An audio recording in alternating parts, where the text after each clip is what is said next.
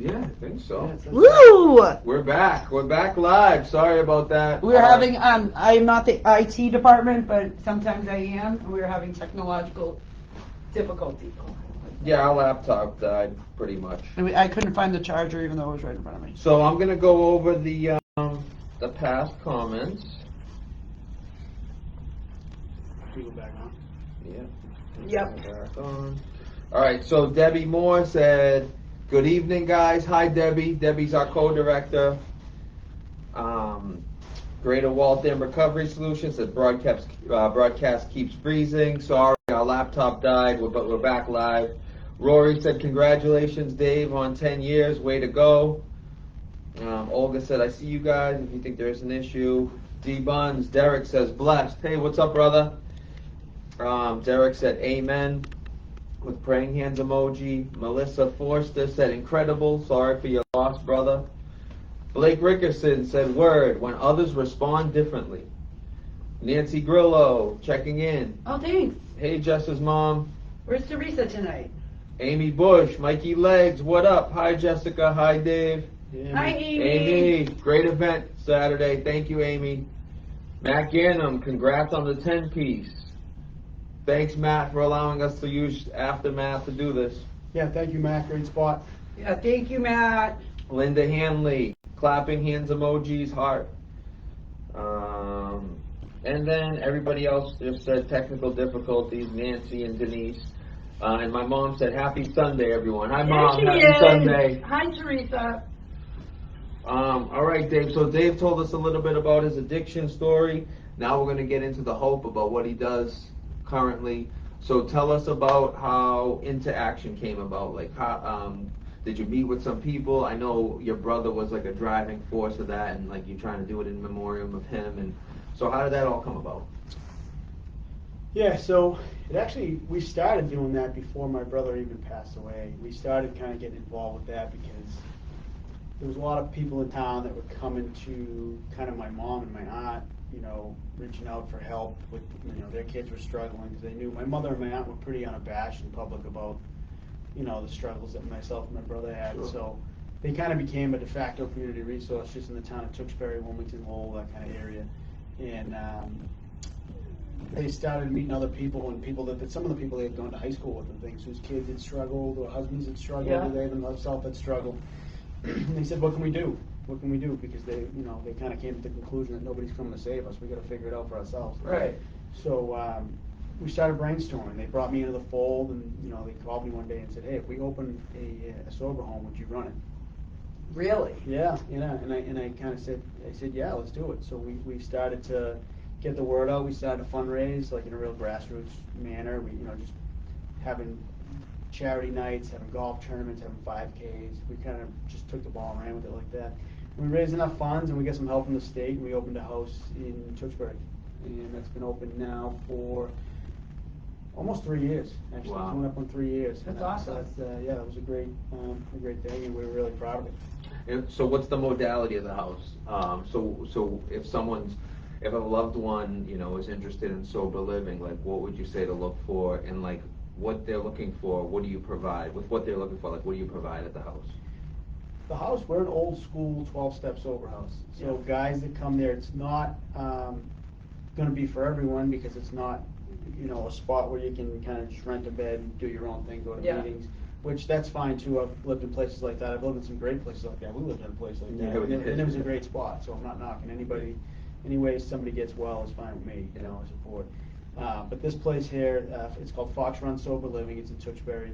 And what it is, it's a spot where guys come, we take them through the big book of AA, just like it was done in the 1930s. Yeah. They write a 4th step while they're there. They make amends list. We take them to make amends. Oh. They write 10-step inventory. We have inventory workshop. It's a little more than a lot of people are looking for sometimes. But and that's heavy, that but fourth step. it's a pretty intense program and an intense house. But It works. when somebody gets it and it works, it's beautiful. And the house right now, and it has been for a while, is a great community. There's a lot of community there. It's not, there's 15 beds, we usually have anywhere from 10 to 12 people on average, and it's never like 10, 12 guys living as individuals. It's a group. They watch Patriots games, Bruins games together, they go bowling, they go to the movies. It's a real community there. So they have fun in sobriety, Oh, yeah, which is something that, you think that when you get clean and sober, oh, the party's over, right? Oh, yeah. And to be able to be with other men, like obviously I'm not, I don't know how that looks, but I'm assuming it's, you have other men there that are going through the same thing, having the support, because like I just said, going through that 4th step and making amends, that's tough. And to be able to not just do that, but like we said, go bowling, watch the Pats game, and realize that your life's not over when you get sober. No. Right? I really like that. I mean, that was a good one. Not over when you're sober. I like Life that. isn't over when you get sober. Yeah, that's right. Trademark that. Yeah, I should. That's a good one. Yeah, no, I mean, I've had a lot of fun, maybe too much fun in some of the places that I've lived, so I've learned that you can actually have a good time. I mean, Yeah. when we lived Stress-free. we lived in Charlestown, in the Charlestown Recovery House a long time back. Yep. And it was almost like a frat house. Too much, yeah, too much you know what I fun. mean? Football on the beach on Saturday, Yeah, going that's out with the guys. awesome. Yeah. Well, we were right in Charlestown. You could walk over the bridge, go to the north end. Oh yeah, Like- we had a Yeah. blast. We were going to Newport together. We were going all over the place. Probably you know? going to meetings. Oh, tons of meetings, Tons of tons of meetings. dinners, Yep. tons of just hanging out with the guys and everybody doing the same thing. And that's, Greater Watson, we support all pathways, and this is one pathway because it can work for people. Oh, yeah. I'm a 12-step person, but there's all different pathways, and, we support all of it, but this is just one that's a strong one that, it's a great resource Yep. for people to be able to go to sober living and do those things, and, because what my favorite saying is, that opposite of addiction is connection. That's it. And Yeah. A deep connection with others. Yep. Yeah. So we have a couple comments. Olga Anna said, take 2. Yep. Technical difficulties. The laptop died. Couldn't find the charger. And then Mike found it right next to the laptop. My mom did a thumbs up. Blake Rickerson, word. Now I have it memorized. When others respond differently. Boom. Nailed it. Boom. Chris Silva, shout out to Manny McGowan making the paper. She did. That's incredible. What? Mandy, I need to see that. The Lowell Sun or the Lowell Times or about how she helps people. She's a go. I think she's like my inspiration in life. Making the paper, that girl and her crew, God bless for all they do. It's not easy. They give it their all. They really do. Her and Tammy, and the whole, Lowell Transitional Assistance team. Thank you for everything. And Tammy's a new member of our team. Tammy is a new member of our team. Woo! Let's go! She's going to be helping out a lot. Yeah, she will. Yeah, because we got our fundraiser coming up, which we'll Ooh. keep you posted. Right? TBD. TBD in September. Greater Waltham says, good evening, guys. Hello. If it's Linda or Debbie, I know we had technical difficulties. Rory Sly, what did word stand for? When others respond differently. Respond differently. Melissa, did any of you use the word of God to heal? I don't want to, but Melissa, she's lost someone to, suicide as a result of, addiction, and I know that's been really impactful with her. So that's a great That's question. another pathway to recovery. Yeah. Absolutely.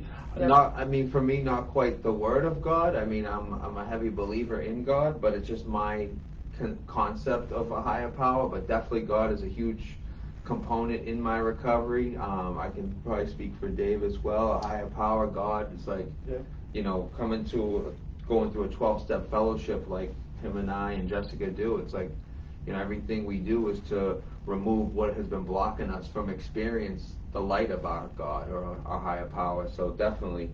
Yeah, and like Mike said, it's a higher power, whether it's, the universe, whether it's God, it's something bigger than yourself. And I know that's helped me, it's helped you. Tremendously, And just believing it, because without that, there's, I'm looking at something that says hope, hang on, pain ends. And right there is something like the higher power movement. Mm-hmm. To read that and little things to know that can help you get it. And you're not alone.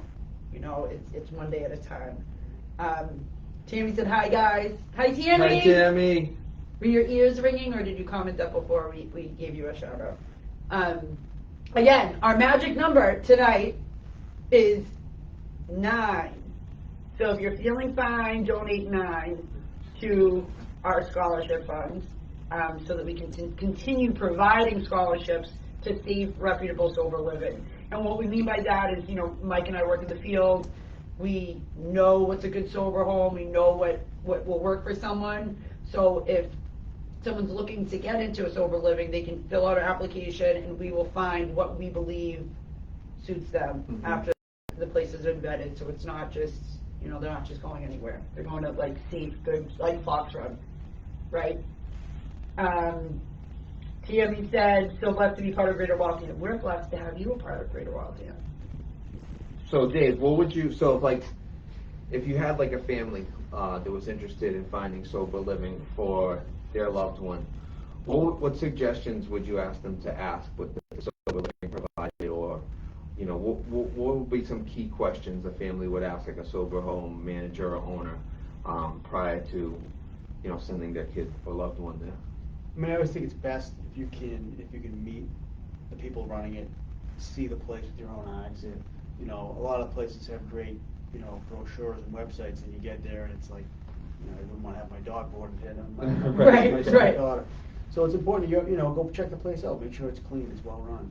You know, ask if they have any program to it. Ask what they do for the guys. You know, in a sober living, what I would always look for is something that isn't just, you know, Drop your bags, right. go, left your own devices, nobody's really watching anything.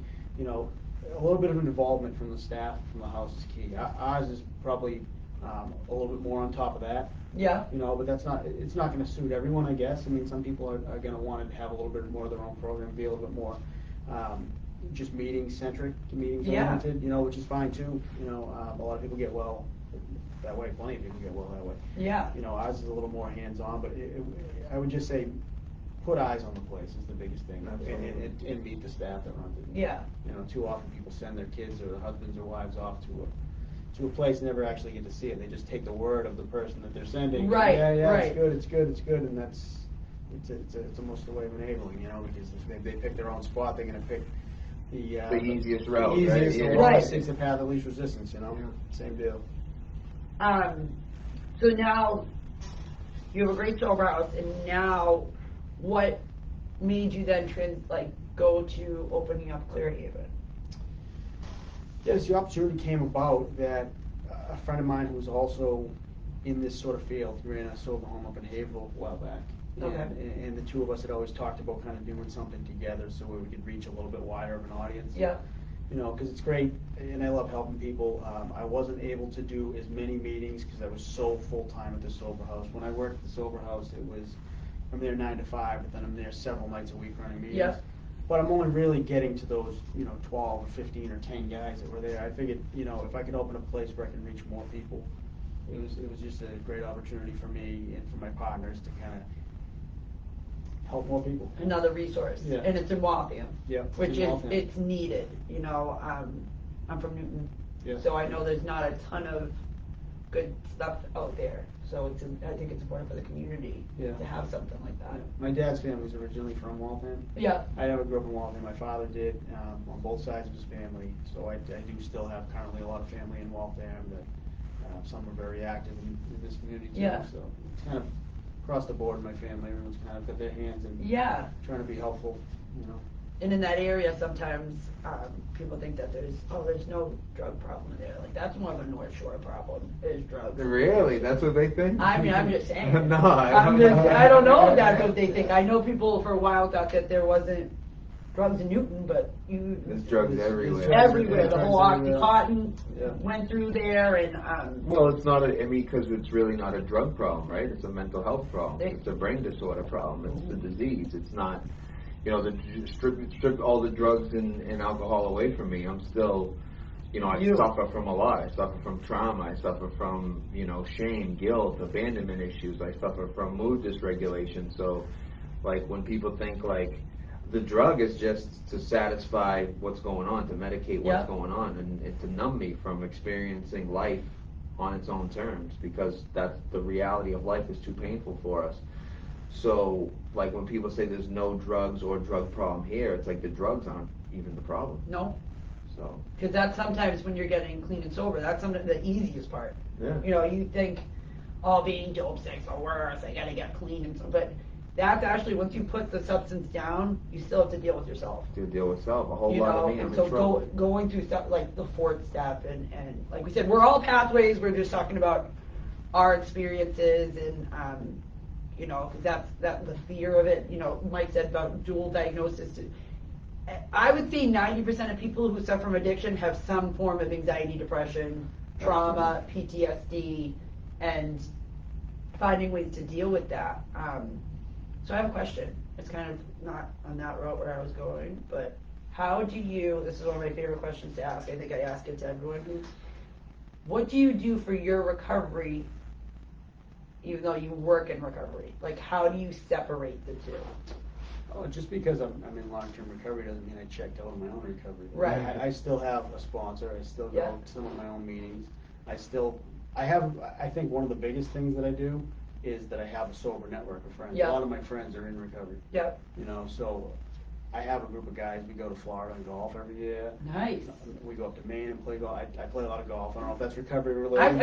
I try to spin it that way so my wife thinks recovery is part of my. It's a form of golf meditation. is part of my recovery. Yeah. I just love to golf, but. Hey, I see a lot of these men who live long-term recovery out golfing, so I guess that works. I mean, so. I'm gonna start getting golfing.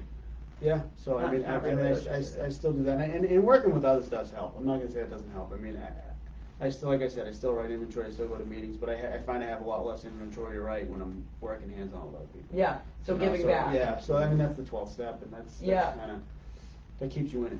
Yep. You know, so you can never really drift too far from your own recovery if you're constantly working with other people, and I have sponsees and things like that. Yeah. Doing book work weekly, if not daily, and, you know. So you still have, that's still coming first? Even though you have a sober house, you have a PHP, IOP, because I know sometimes for us who work in recovery, when we're going, it can sometimes be like, okay, but that, just because you work in it, doesn't, you still have to put, because that's work, right? Like, it's, you still have to separate the two. You know, not to sit here and name drop for people out there, but somebody that was instrumental in my own recovery, Aaron Shepard up at the Plymouth House, he said to me, the first thing you put in front of your recovery is the second thing you lose. Yep. I mean, that's always stuck with me, and it always made a huge impact on me. So that means work, that means even family. You know, anything I put in front of my recovery, I'm going to lose. And I've always tried to keep that at the front of my brain. Yeah. And live by that. So I thought that was great advice. I've heard the same thing, that anything you put in front of your recovery I've heard the same thing. You try, like, whether it's your kids, your relationships, your job, you know, money. Once you start putting recovery last, that's all the stuff that you're going to lose. And that's what all the people. That's what a lot of people I work with say.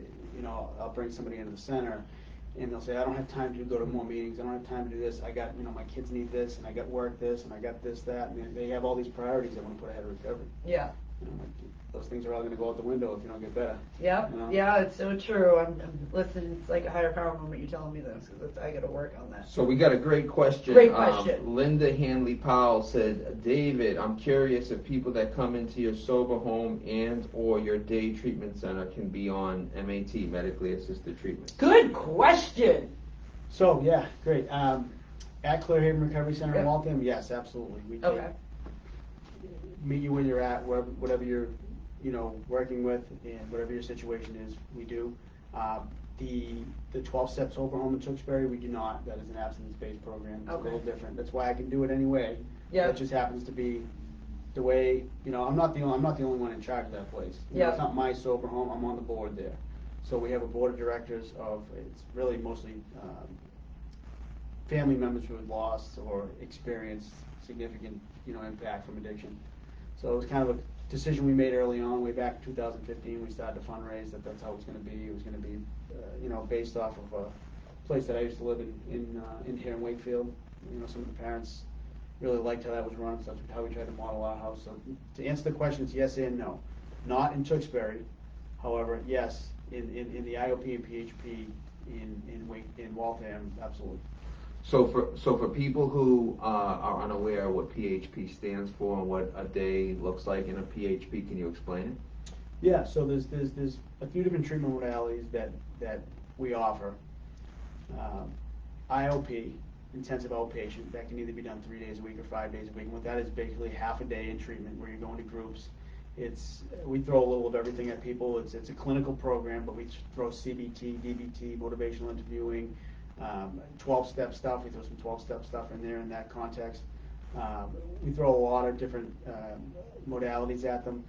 PHP is simply the full day. It's 5 days for 6 hours a day of treatment. So they're getting what amounts to 4 90-minute groups in a day, plus lunch, and they break for lunch. But it's day treatment. It's treatment that you can do from home, from sober living. You can do it on Zoom. We try to make it as accessible as possible to anybody that needs help. Oh, so people can do the PHP-IOP on Zoom?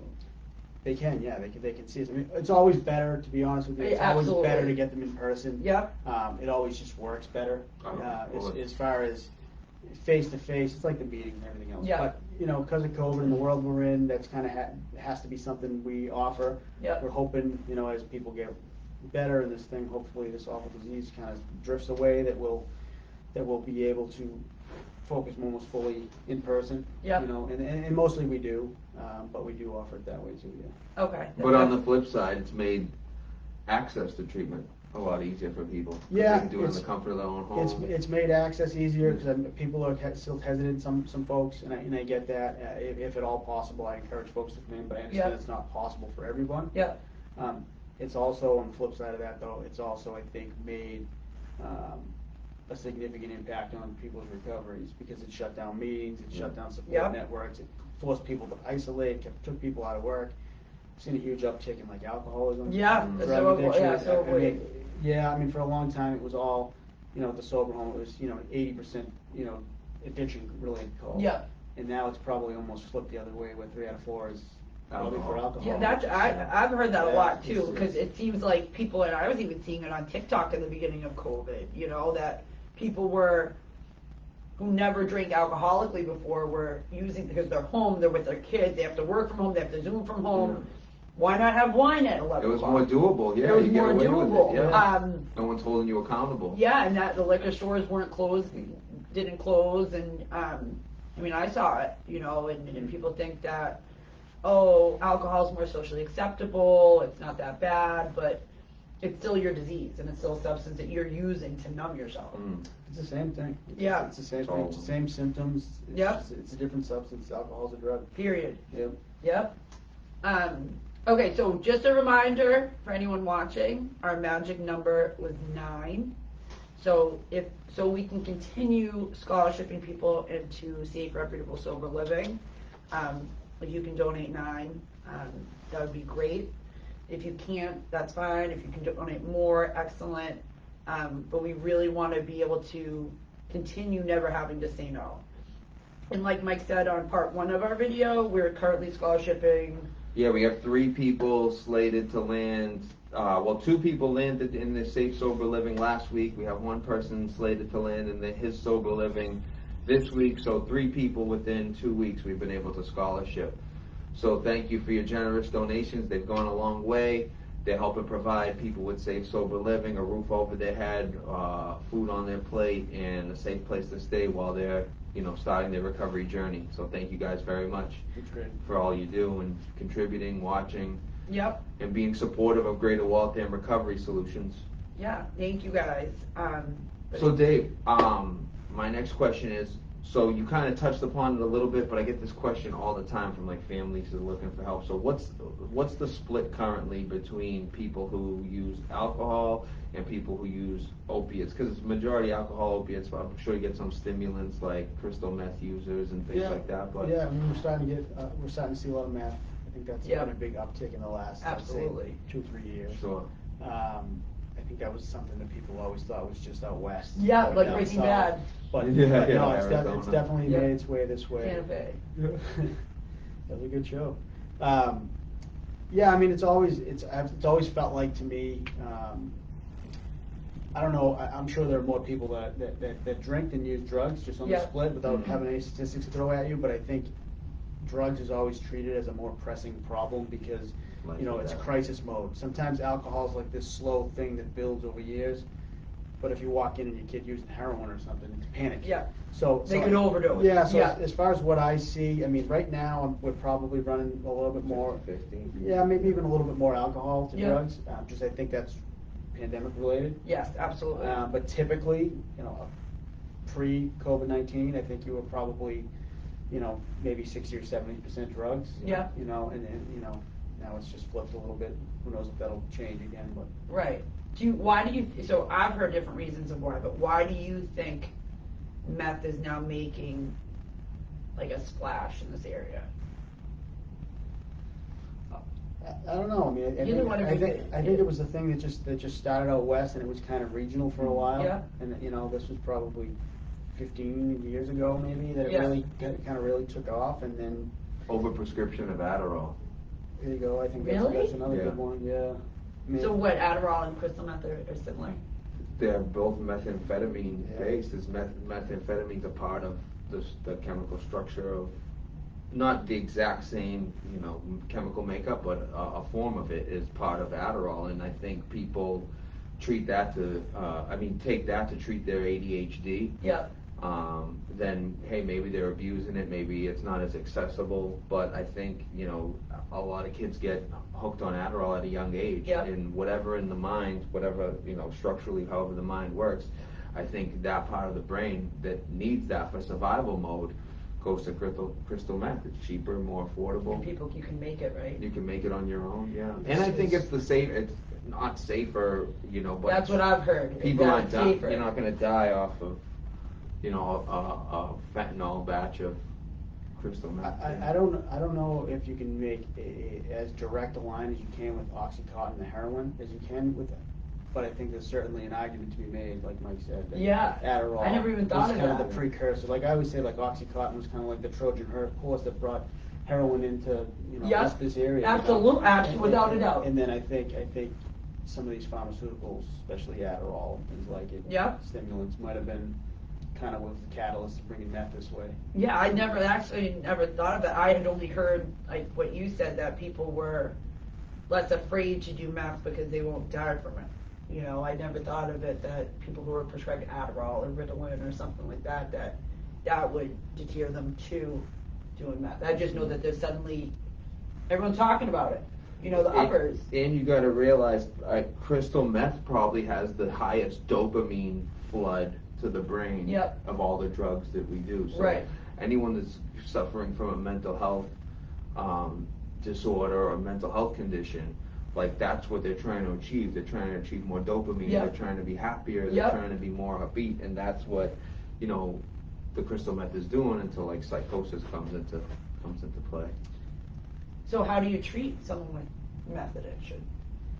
You know, a lot of the same, detox is obviously different, but as Yeah. far as from where I stand, because I'm not acute treatment, is it's a lot of the same thing. Yeah. It's the same Yeah. symptoms, you know, there's, it's just like anything else, and I treat alcohol very similar too. I mean, it's the same symptoms and the same, you know, anxiety, depression, isolation, Yeah. guilt, all the same things come about. Like Mike said a few minutes ago, it's really not the substance. You can remove the substance. It's the same. I tell the guys that I work with, and girls that I work with, you don't have a heroin problem, you have an alcohol problem, you have a you problem. You exactly have a me problem. Yeah, I mean, Yeah. that's really what it boils down to. So I don't know that it's substance specific. Obviously, there's some things you do differently with meth. Yeah. And there's some acute treatment that's gonna be different, but ultimately it's the same deal. Yeah. Because I was curious. I was like, how? Because I know there's Yeah, like talk for it. talk therapy, yoga, cognitive behavioral therapy, even 12-step. It's all changing how we think, how we react to situations, how we cope. So, I mean, it's the same thing. I mean, the earlier stages of treatment look a little bit different, but and medication, I'm sure, psych services, Yeah.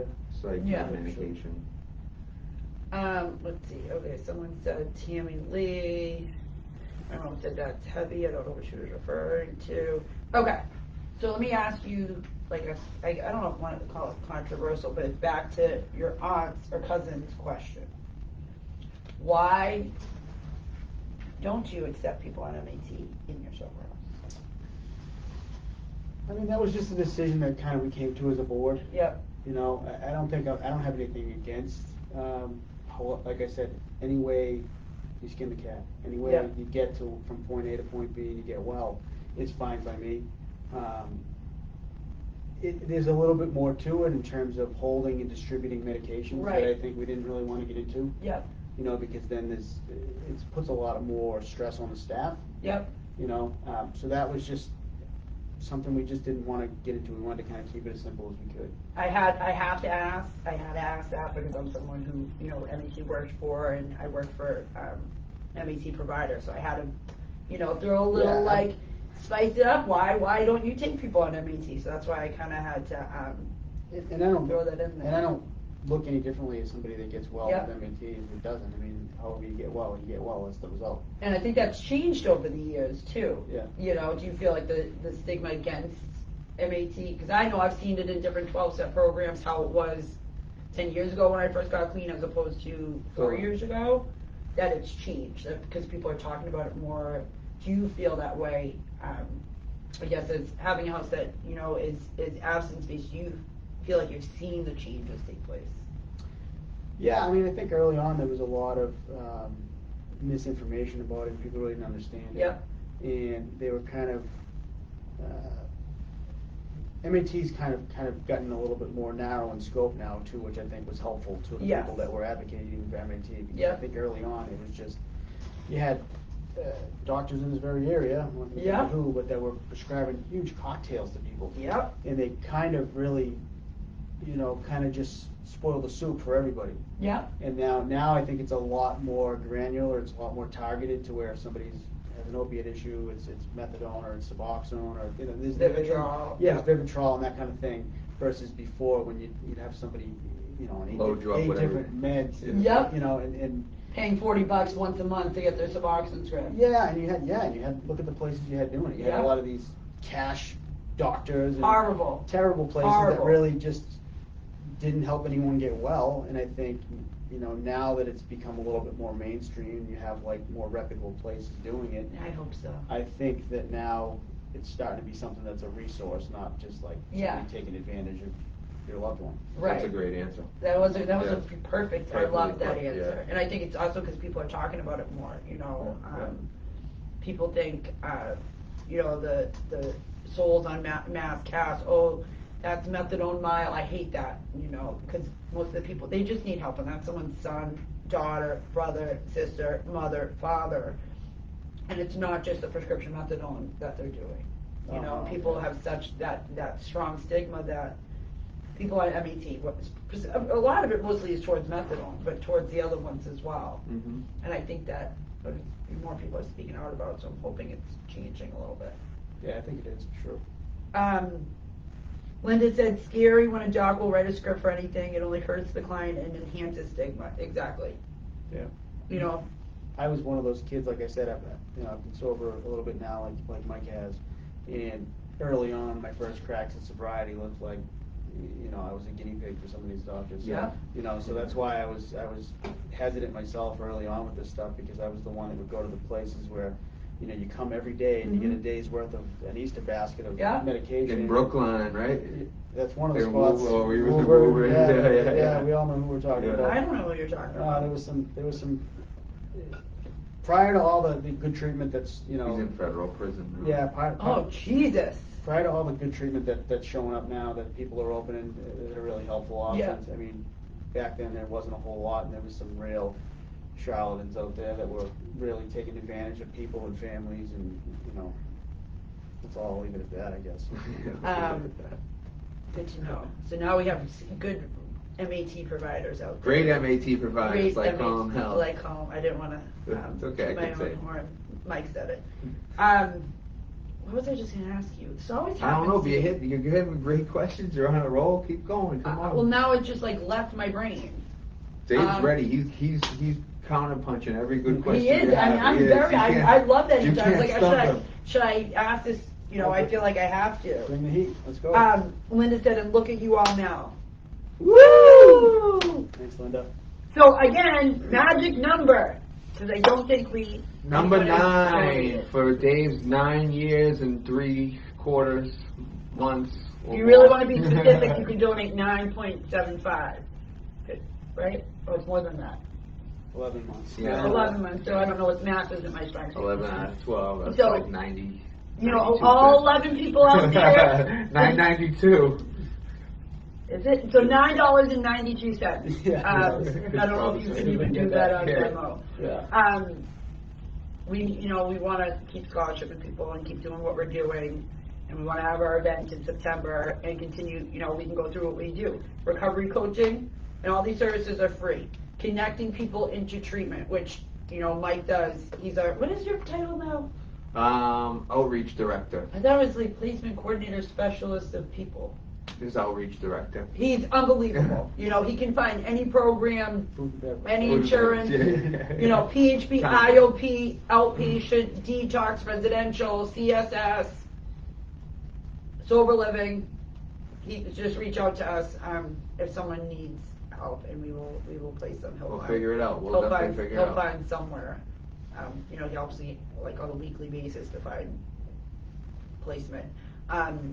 Interventionist, family consulting. What else am I missing?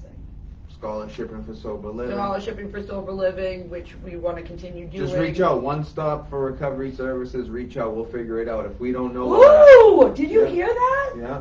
Reach out. We'll figure it out. Boom. We'll ask. If we don't know, we'll That ask. was I gotta bring the microphone and just start dropping it in here. I like that one. You haven't had a good one like that in a while. What else? I think that my brain's not working at all. And what else do we got? So you have the PHP, you have sober living, Into Action Recovery. Into Action Recovery is the name of the nonprofit. The name of the house is Fox Run. Okay, so the nonprofit runs the sober living. Yep. Okay. Any fundraising events coming up that we should know about?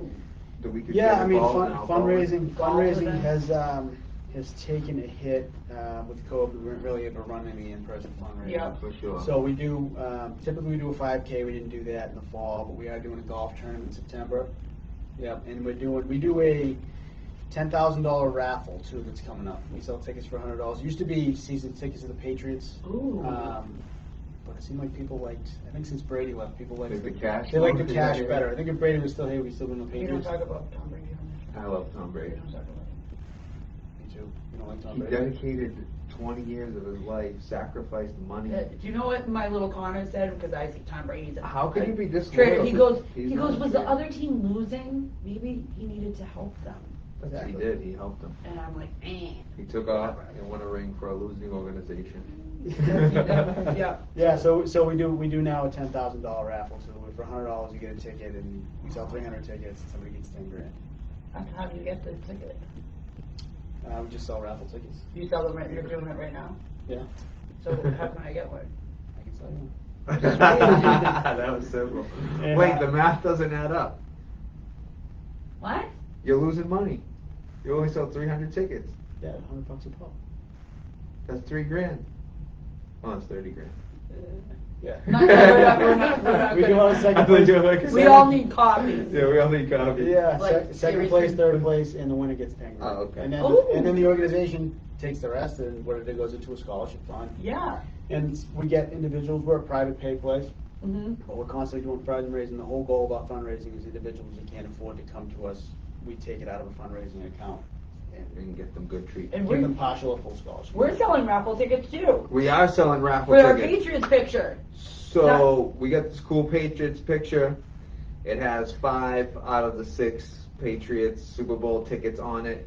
In the coin. In the coin, yeah. So you can contact me directly to buy raffle tickets because I have sold 0. Or you can contact me because And I then you sold can- some and I can put and some then you more. can sell some. So it's what? It's $20 for 5 tickets, Yeah. or they're $5 a piece, not peach, individually. That's right. Nailed it. I think that's the math. $20 So reach for out to us. 5, individuals at 5. Same idea, raffle tickets, and then on Father's Day is when we're gonna pull the ticket. All right, let's do it. You and the wolf. Me and the wolf. Where's the wolf? I don't know. I'm not the Omega, Richie. All right. Well, tonight was a great session. We got about a minute left. Sorry about the technological difficulties. David was amazing as always, like I knew he would be. Thank you for coming on the Thank show. you guys for having me. Yeah, this is awesome. Contact David if you need safe, reputable sober living, 12 step sober living. Contact David if you need help with an outpatient program. He's a great man. I trust him. I would trust him with my loved one. Yeah. I've known Dave a little over 10, 11 years now, and he's always been a man of his word. So, thank you guys. Good night. Everybody. Good night. Let's see if I can end this.